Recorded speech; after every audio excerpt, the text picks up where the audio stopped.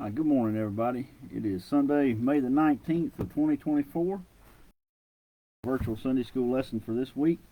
Hopefully everybody's having a great day today. And here the weather's nice. Overcast and a little bit rainy yesterday. We didn't get a lot of rain, but it was overcast. And I think it's supposed to rain here this evening is what the weather said yesterday, but I don't know what it is today. But anyway, right now the sun's shining and it's a pretty morning today. So, but anyway, hopefully for everybody. I'm gonna open us in a word of prayer, and then we'll get into the lesson. We'll see what God's got laid out for us this morning. So, I'll do that now. Dear Lord, we come to you this morning, God. We just thank you for loving us. Thank you for giving us your word. We can study together, God. And, just pray that you be with us now as we go through this lesson, God. Just open our hearts, open our minds, Lord. Let's absorb everything you've laid out there for us, God. And we just thank you for blessing us so greatly, Lord. Just thank you for being so good to us and loving us. In Jesus' holy name we pray. Amen. All right, so last week, we'll continue looking at David. We've been talking about David, going through the book of 1 Samuel, and we're seeing, we're in 1 Samuel chapter 23, and we see David, no matter what he's going through, no matter what his situation is, he's still trusting in God and just allowing God to direct him. In this specific chapter, we see, he hears the men of Keilah have been attacked by the Philistines. He prays and asks God what to do about it. And, of course, God tells him to go and help them. But then his men say, no, we don't want to, we're scared to go. We're scared just to sit here, much less if you get out in the open, go and fight a battle, and bring all this attention to ourselves. We need to be hid out. And hiding from Saul. There ain't no sense going and poking the Philistine, poking another bear with a stick. But he says, well, okay, I'll pray to God again. So he does, and what happens? God tells him, he says, hey, I want you to go up. I'm going to deliver the Philistine in your hands. It'll be a great victory. So they go. While he's there, and again, David prays. David and his men defeat the Philistines, save the city of Keilah. All because God, that's what God's will was for him to do, and God was with him. God delivered him in his hands, just like he promised. He answered David's request, and he did what he said. And then David hears that Saul is coming down, so he prays and asks God, is Saul coming? And then what else? He asked him, he said, will the men of Keilah deliver me into the hand of Saul? God answers his request. He says, the men of Keilah Saul is coming, and the men of Keilah will hand you over to him, is what his answers were. So,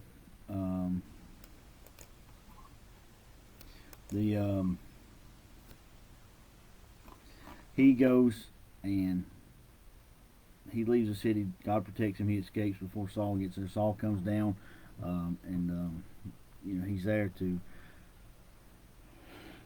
he's trying to get him and kill him, and David knows that. He knows what Saul's intent is. So David takes his 600 men and leave, and then he hides out in the wilderness the whole time that. And this is where we start. This is kind of I didn't say. So we picked up in verse 12 last week, which is where God answers David's request, that Saul is coming down. And then David's second question, or actually it was David's first question. He said, will the men of Keilah deliver me into the hand of Saul? And God answered that second, and we talked a lot about that. But his answer was, yes, the men of Keilah will deliver you. So then David gets his 600 men. They pack up and they go to the wilderness.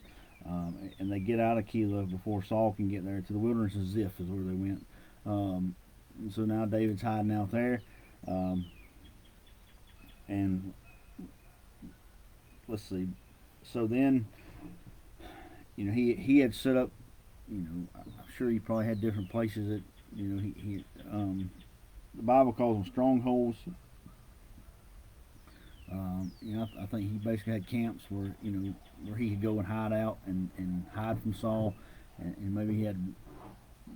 I think he had multiple ones, and we'll talk more about that today. But that way he could keep moving around, and his exact location couldn't be pinpointed, but he could keep bouncing around, and it was harder to find him.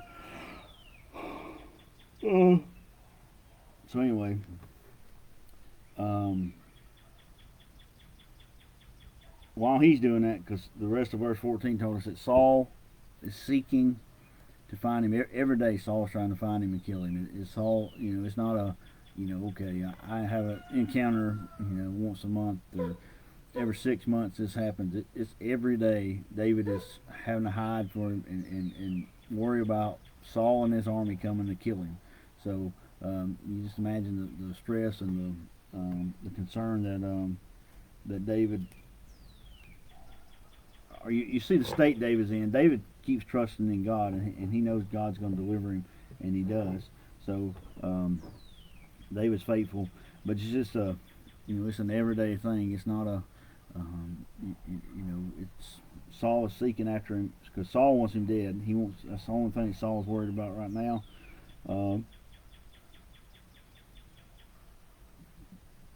And then so while all that's going on, eventually Jonathan comes to visit David. So Jonathan's able to figure out where David's at. He comes to him, they talk, and and again, I think that's one of the purposes. Is this is God trying to encourage David to, and just remind him that I've been there for you in the past. I'm going to stay with you.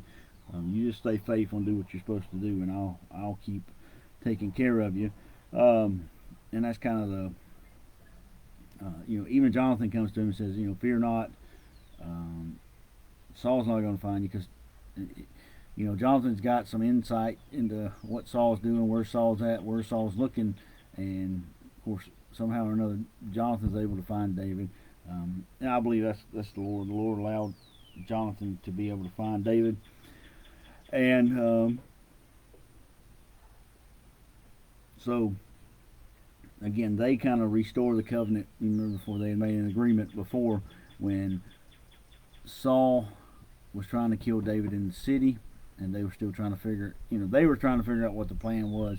And remember when they had the feast, David said, "I'll stay here in the field for 3 days, and you tell your dad I had to go home and tend to my brother's or go to my brother's feast instead of his, and see what Saul's reaction is, and then based on that we'll know what his real desire is." So that's what they do. Of course, they find out that Saul's desire is to kill David. So, but now Jonathan and David's friendship. They're still great friends. They still love each other, and this is just God sending David a message through Jonathan that hey, we're still there. And he basically tells I know you're going to be king over Israel, and I'll happily serve beside you, or I'll serve underneath you. I guess is what it would be. I'll follow your leadership. You can be the king, and I'll be fine with that. I have no jealousy in my heart.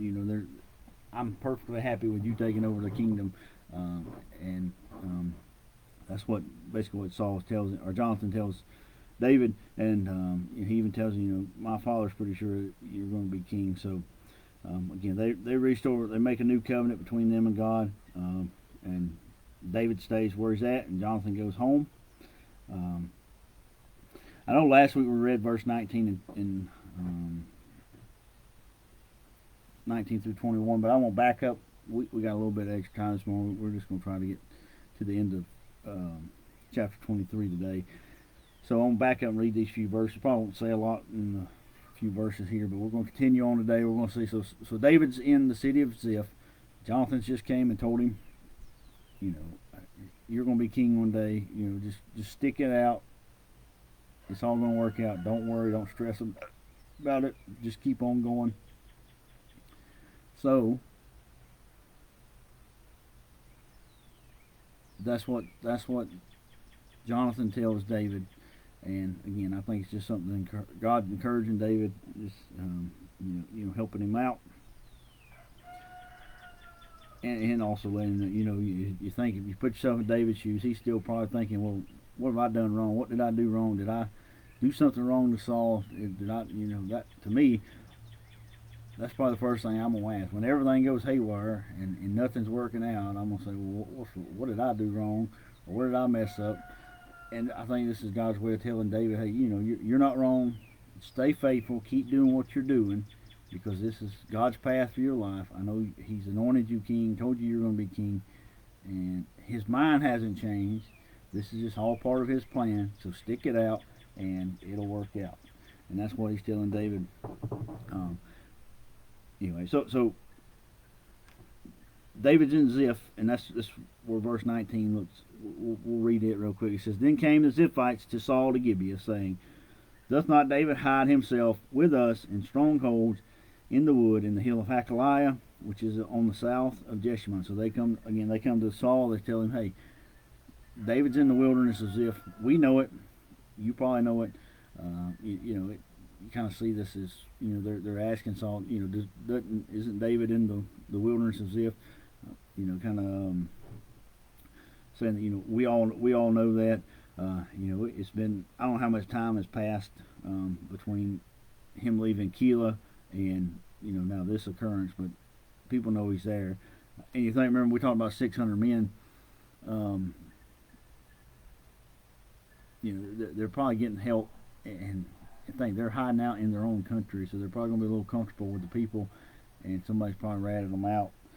And of course, I think that, David, if David really wanted to completely disappear, he could have. But I think here we see that, and this will make more sense when we get to the end, but this is just another way that God's showing David that I'm there protecting you and taking care of you. And we'll see that in a little bit. But anyway, the Ziphites come to Saul. They say, David's here. Everybody knows it, or we know it. You probably know it. And so now verse 20 says, Now therefore, O king, come down according to all the desire of thy soul to come down, and our part shall be to deliver him into the king's hand. So they say, hey, Saul, he's here. We'll open our doors to you. You come down, do whatever you need, and we'll support you in any way that we can. So they're kissing up to Saul, and they're willing to sell out David to help Saul for their own advancement, I guess, because they're trying to, they know that's what Saul wants. They know Saul can help them from a worldly perspective, and they're willing to do that. And so they say, come do whatever you want. We'll help you in any way we can. Verse 21 says, And Saul said, Blessed be ye of the Lord, for ye have compassion on me. So again, Saul saying, you have compassion on me. And Saul really deserves somebody to have compassion on him because he's wanting to kill David? No. But he's trying, again, Saul is still, if you look at all this, he's still trying to play like he's the victim. He's the one that's been wrong. So now he's trying to stop David from, he's trying to make the people think that David's in the wrong. And so that's what, he's still playing that whole, I don't know, I guess acting like he's a victim is probably the best way I can think to word it. And again, we talked a lot about last week how he said, Blessed be ye of the Lord, and that's really Saul just trying to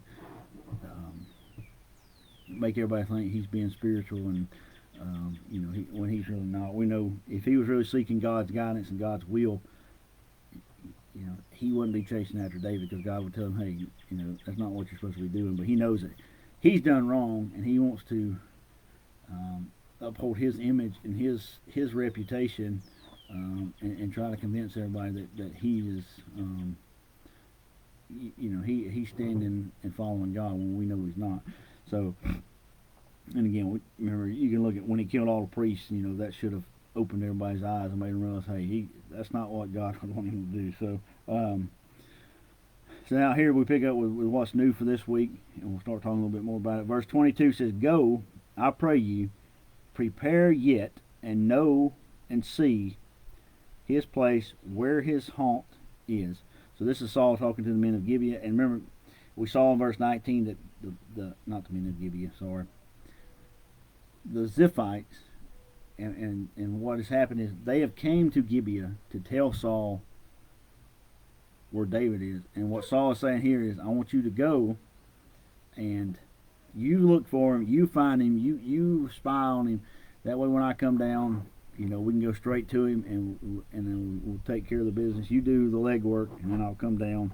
I got a lot of stuff going on I need to do.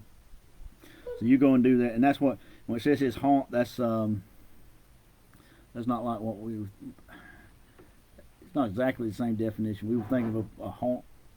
When we hear the word haunt, we think of a ghost coming and haunting a place, but what it actually means here is his haunt is a place he frequents, a place he goes to regularly. Remember, it talks about how he was hiding out in the strongholds. I think he had more than one. He'd probably move around as he needed to try to elude people and elude the men of Saul. But Saul saying, you go spy him out. And gather all the information you can, and then I'll come down there and we'll get him. So the rest of verse 22 says, and who has seen him there? For it is told me that he dealeth very subtly. So one thing he's saying here is, you figure out where he's at, and also the information you're getting, make sure it's from somebody credible, somebody that is really, I don't want this to be somebody just trying to get favor from me, and they're willing to lie about it and tell me where he's at when he's really not really there. So I want you to check that out and verify it, and you get all this intel and gather this information and bring it back to me, and or I'll come down. But we'll see in a minute. Saul goes down there to him at some point, and but that's what he's telling him here. He said, you ask all these questions because David is subtle, and that's what I was getting to earlier when I talked about. I believe that if David wanted to 100% completely disappear and be off the radar of Saul and anybody, he could have. He could have easily ran to another country and fled, but that's not what he did. And that's because it's not what God told him to do. If God would have told him to do that, then I believe he would have did it. But here, I think God told him where to go to. Because remember, whenever he was hiding out and he got his parents to come to him, and that God told him to go somewhere, and I think at that point that's when had he stayed where he was at, then he could have stayed completely off of Saul's. Saul would have never knew where he was at, never figured it out. But again, God wanted him out there, and same thing with going to Keilah. He wanted him to go out there, and because God has got a plan this whole time. And we'll see today. It's he protects him all the way through it. So let's see where we stop at. So verse 22, yes, and it says he deals very subtly. So he's saying he's good. He's been a soldier. He's learned battle, how to fight, how to hide, how to he's very good at what he does, and he can hide from you. And so anytime you don't just need to take every little lead you get and just say it's good. You need to go and investigate it, make sure it's good, make sure what the information you got is correct, and run it down. Because David, he's very good at what he does. He's been a great warrior, great soldier. He's fought many battles and been victorious. So, and again, it's because of God.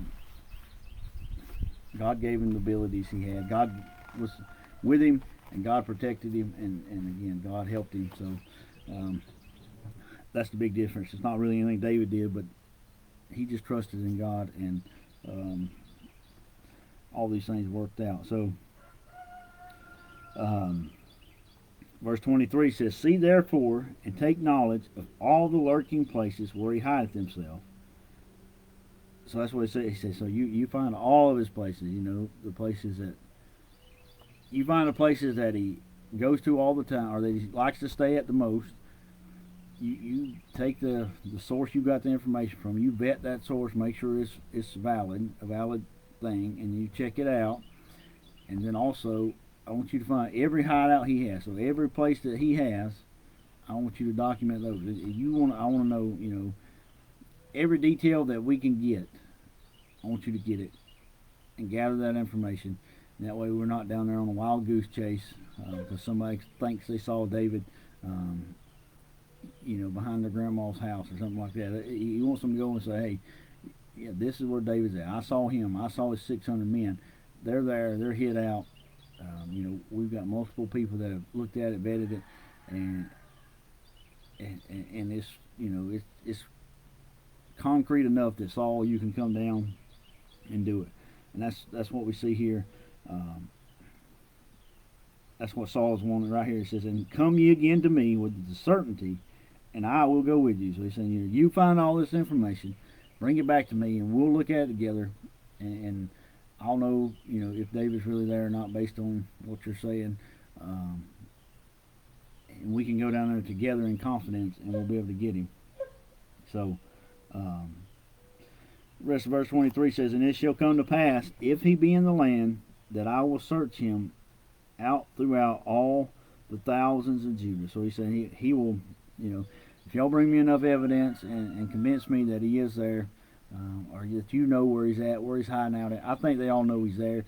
It's just a matter of, knowing exactly where he's at. Because, again, David knows what he's doing, and Saul knows that, and Saul understands that. And again, I think Saul would think that maybe if it was too easy and David was just sticking his neck out there,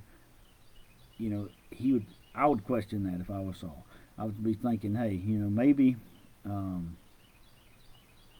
this is a trap. David's trying to trap me. That's why he's doing this, because he's subtle. He's good at hiding out, and him just sitting out there like a duck in the water. There's probably something up with this. So I'm not going to jump on it and go down there until I've investigated this some more. So that's what Saul wants him to do. He wants him to gather all this information for him. He wants to get it to him. And so he's saying, and once we figure all that out, we'll go down there and we can get him. And verse 24 says, "And they arose and went to Ziph before Saul." So they get up and they talk to Saul, and they go back and they start carrying out their plan. So they go down there just like Saul told them to do. And that's what we see here in verse 24. It says, "But David and his men were in the wilderness of Maon, in the plain on the south of Jeshimon." So they've already moved from the wilderness of Ziph to the wilderness of Maon. I think that's H. I don't really know how to pronounce it. I probably said it different both times, but I think it's Maon. It probably sounds better. But so he's moved, and I think that he knows that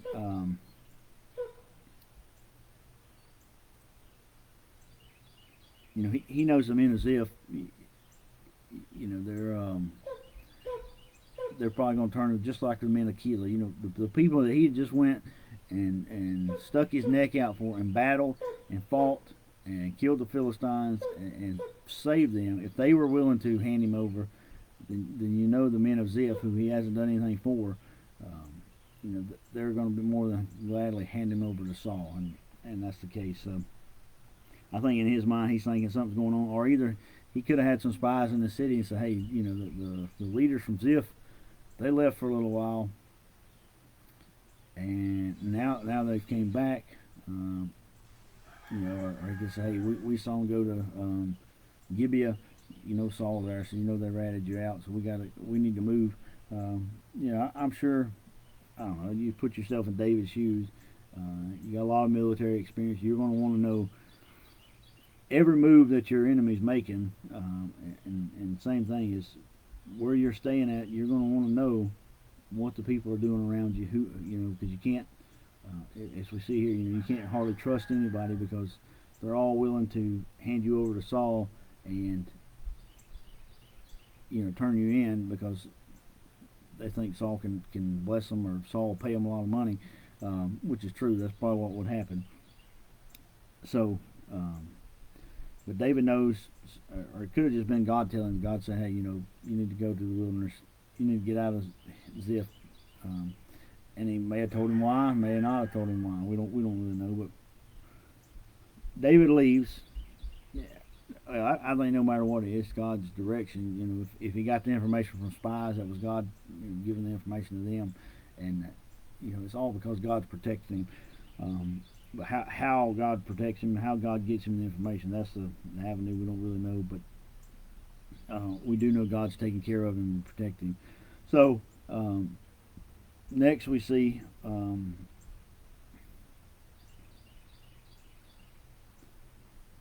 let's see, verse 25 says, Saul also and his men went to seek him. So here we see Saul, he got the information from the men of Ziph that David's there, and he said okay, and then but now we see that hey, he's going to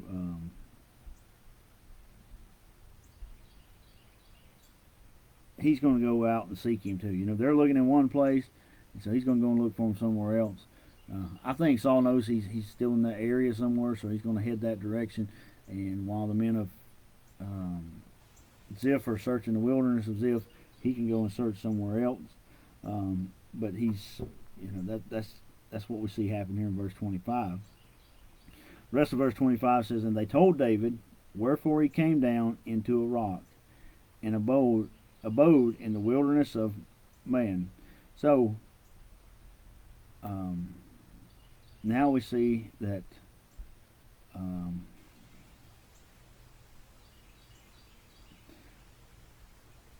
and this is, I don't know, to me this verse gets a little bit tricky, but I think it's talking about David heard that Saul was coming, so he goes and hides in the mountain. I think when we talk about a mountain, it's talking about he's hiding in a cave, maybe in the mountains, in a rock, and it's in the wilderness of Man. So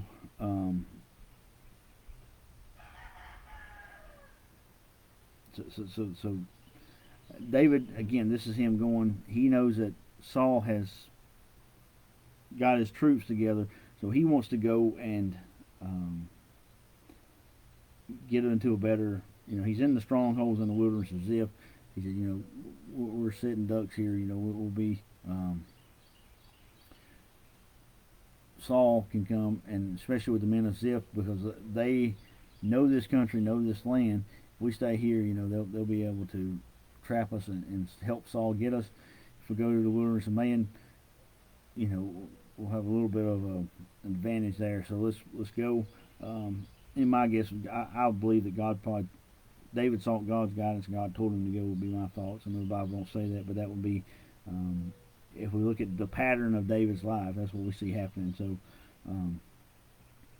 anyway, so now, the rest of verse 25 says, And when Saul heard that, he pursued after David in the wilderness of Man.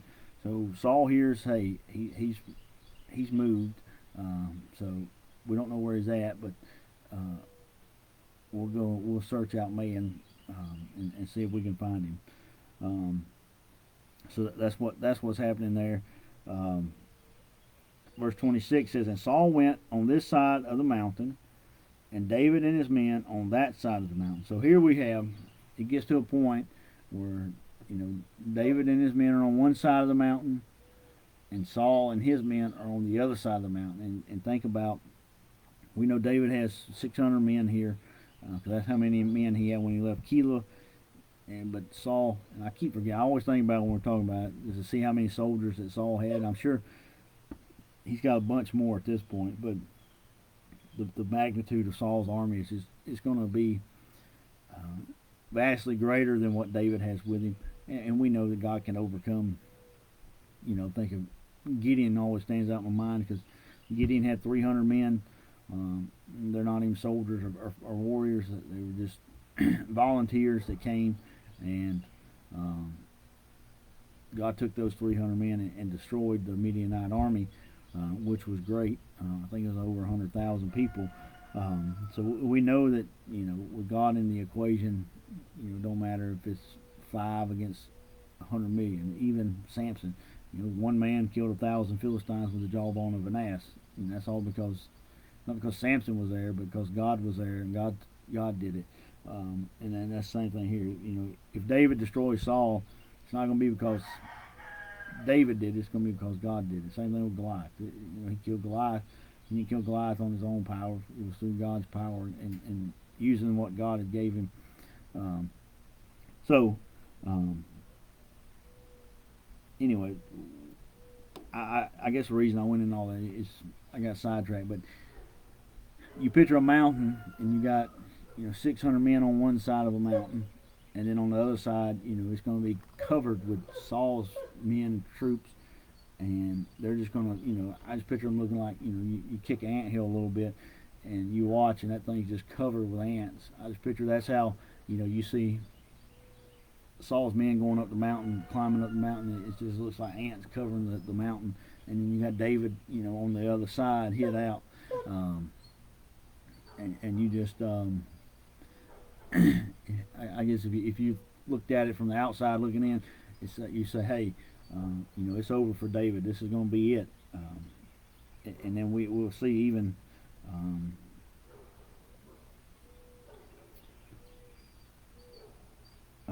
So that's something. They're on one side of the mountain. So Saul's men are coming. I picture them coming up and just kind of shredding around the mountain, going to cover the whole mountain because they're trying to search out the land and find David. So I would just picture him sending soldiers everywhere, and they're going up around the mountain. And let's read the rest of verse 26. It says, David made haste to get away for fear of Saul. So when David hears it, and I'm sure he, again, he's probably got people hid out and that can tell him, when things are happening. So whenever he sees the other, they see soldiers coming up the other side of the mountain, they let David know, and David's saying, hey, I got to get out of here. We got to run out of here. We got to flee from Saul. We have got to get out of here. How are we going to get away from him this time? Because if we run down this mountain, he's going to have soldiers a lot faster and a lot, even if they were coming up this side of the mountain and David's on this side, then, if they took off, then all Saul's got to do is come over and they're going to have plenty of, they're going to be able to get to him quickly. But we're going to see that, even if David had ran, that wouldn't have worked out, because we'll see that in the rest of verse 26. It says, for Saul and his men compassed David and his men round about to take them. So Saul comes, I picture Saul and his soldiers coming up this side of the mountain. David's on this side. But not only were they coming up from this side, but they also had snuck around behind and covered, they're completely surrounding the base of the mountain is what I would picture. And that's kind of the way I take that verse. So no matter what David did, if he got up and ran and took off, he's going to run into these forces coming up the other side at the bottom of the mountain. And, by the time he starts fighting and battling them, then, the rest of Saul's forces are going to come in behind him. And they'd be defeated easily with Saul's army. So again, this is another one of those, and I guess the first time or two I read this stuff, because I read this, the past few weeks every time, because I thought we would have finished a couple of weeks ago. But every time I read this before, it's kind of okay. David's men, they were surrounded and they were going to get killed, but you look at the magnitude of it. This is another one of those great things, like like with Gideon, or with the parting of the Red Sea, the parting of the stopping over the Jordan River. This is another great miracle. Is what we see, and I guess maybe it's the way it happens. We kind of,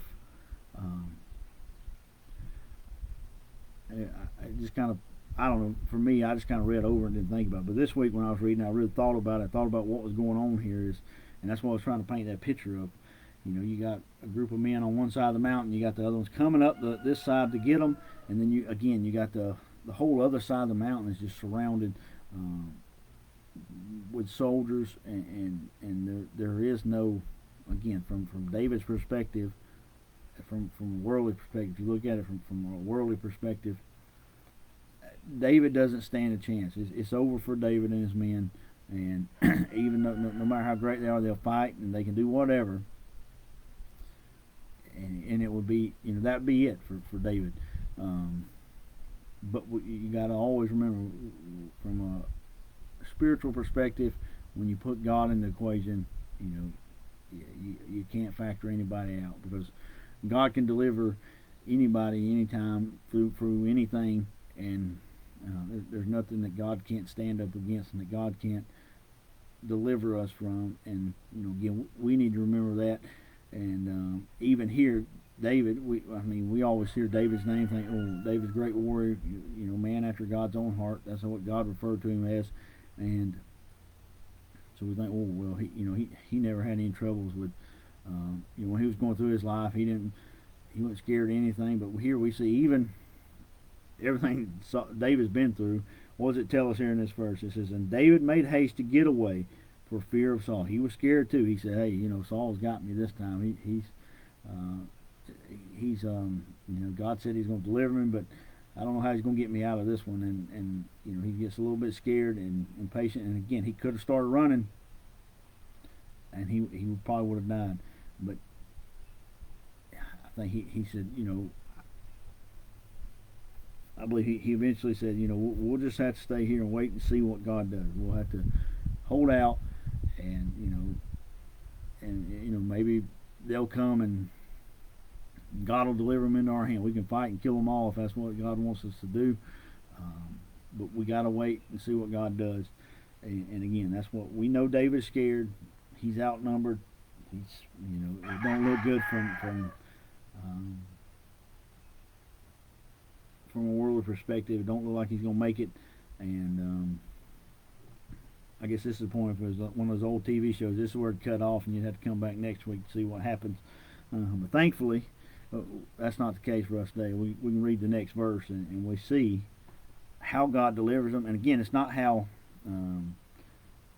it wasn't how I thought would have happened. I would have thought, hey, God would have sent the warriors on there. He would have turned David loose on them, and they'd killed all of Saul's army. David could have hunted down Saul and slayed him right there on the battlefield. But that'd make a great story.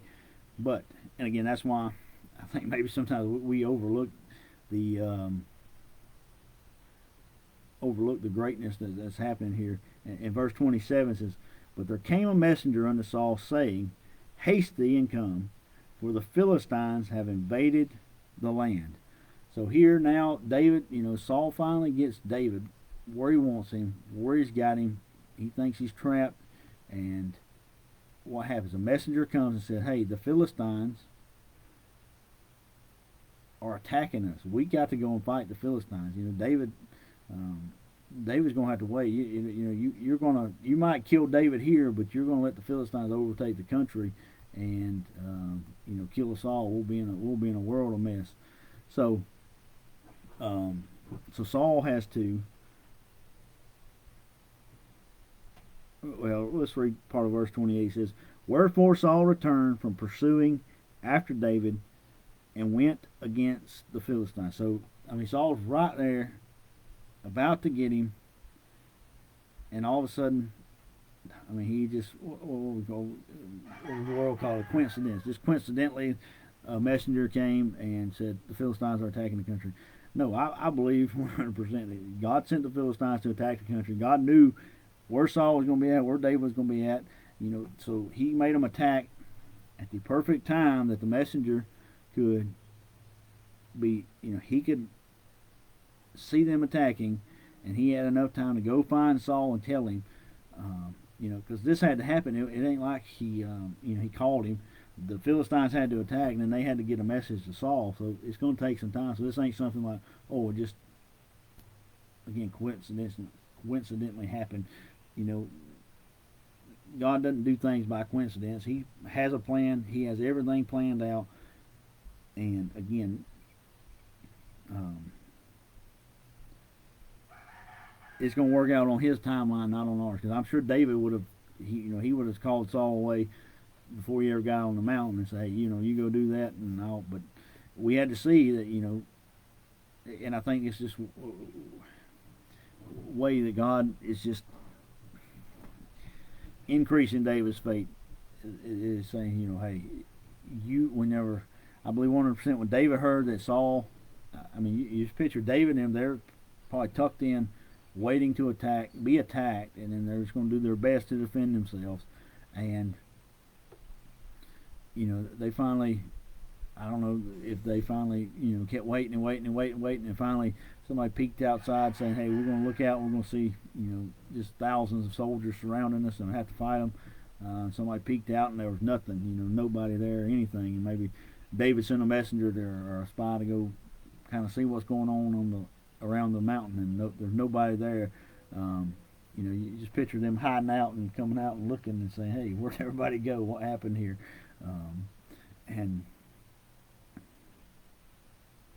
And we know it's God. God sent the Philistines to attack, and that's another thing. Sometimes we don't understand things, and we wouldn't look at a Philistine attack as being something that God orchestrated. But here, I believe it's something God sent to protect David. And I don't know all the details of the attack or any of that stuff or what happened. We might get into it a little more later, but I don't know if I know the Philistines. For me, it's hard to keep track of them being attacked and attacking, and who attacked when and who attacked who fought, and all that stuff. Kind of, it takes a lot of time to lay all those details out and see what's going on. But I think God sent the Philistines this time and it probably didn't take much to get him there. And we see that we saw that in the book of Judges, right? He allowed these heathen nations to come in and invade Israel and rule over them because of their disobedience and their sin. So I hear God's using the same thing to protect His man and David, protect David, who is His man, from getting killed by Saul. So anyway, that's what we see there. And again, another great miracle that God did. I speak English, and you just can't tell it sometimes. Another thing that God did to protect David, and another great miracle, and something, again, if you just breeze over it, it don't really stand out to you. But if you slow down and look at everything that's going on, it really shows you, how great God is. And again, another thing that God did that, we never would have thought was Him doing it. But we have the Bible here that tells us, it's from God, and I believe David knew that too, because it just, so the rest of verse 28 says, "Therefore they called that place Selah Hammelkoth," and that means Rock of Division is what my Bible says. So again, a lot of these places they name stuff is significant, and David probably called it that because the only thing that was dividing him and Saul was that rock. Well, I guess we would look at it physically as a rock, the mountain, but spiritually, God's the rock there that's dividing David and Saul. So he need, no matter, again, it's not the mountain that saved David. It is God that saved David from Saul. And again, when we go through something, we're delivered through something. It's not, something we do that delivers us, but God is the one delivering us. God's the one taking care of us and protecting us. So anyway, so let's read verse 29. We'll be done with chapter 23. It says, "And David went up from thence and dwelt in strongholds at En-gedi." So now David, now that Saul is gone back fighting the Philistines, David says, "Okay, now where do I go?" And he goes to En-gedi and hides out there. So he makes strongholds there. So that's the end of chapter 23. I think we're out of time. I actually thought we'd have got done early today, but anyway. Again, we just see God doing great things for David, answering David's prayer, taking care of him, giving him great victories, and even here just protecting him. He didn't fight a battle, didn't have to, he didn't have to stand and fight his fellow country. Because another thing here that's important is, David don't want to fight his fellow soldiers. These are men he's been fighting with for years and years and years, and now, Saul's leading them against him, and just thinking, I wouldn't want to go up and battle somebody, somebody I've been fighting with, and been standing beside him battle for a long time. And so I don't think David would want to do that. If he had to, he wouldn't have to, but God made it so he didn't have to. And he didn't have to see his fellow men die right there on the mountain, because, some for David, it would have been a lose-lose situation because you're the 600 men with you are going to die, and also the army you've been fighting with, some of them are going to die. It's not a, there is no win-win. I guess it's going to be a great sacrifice to David either way. So I really don't think he wanted to fight, but if he would have had to, he would have. But God made it so he didn't have to. And, it's another great aspect of God just taking the army away and going to fight the Philistines. So anyway, thank you for your time this morning. We'll pick back up again next week. Again, as usual, I'd like to invite everybody to come to church with us. We got our in-person Sunday school class this morning at 10 o'clock. We have our church service at 11, and we're church tonight at 6, and church on Wednesday nights at 7. So hopefully if you can come join us, we'd love to have you. If not, hopefully we'll see you here virtually next week. Again, thank you for your time this morning. I'm going to close this in prayer and cut the video off. Dear Lord, we come to you today. We thank you for this another great miracle that you worked in your people's lives, dear God, and just giving us this guidance and stories of the great things you've done for your people, for the ones that are faithful for you to you, dear Lord. Just pray that you lead, guide, and direct us, Lord. Let us stay faithful no matter what we're going through, Lord. Just pray that you give us wisdom and guidance and bless us, Lord. Pray that you be with the church service today. Just let everything go according to your will, God. And we thank you for all your many blessings. In Jesus' name I pray. Amen.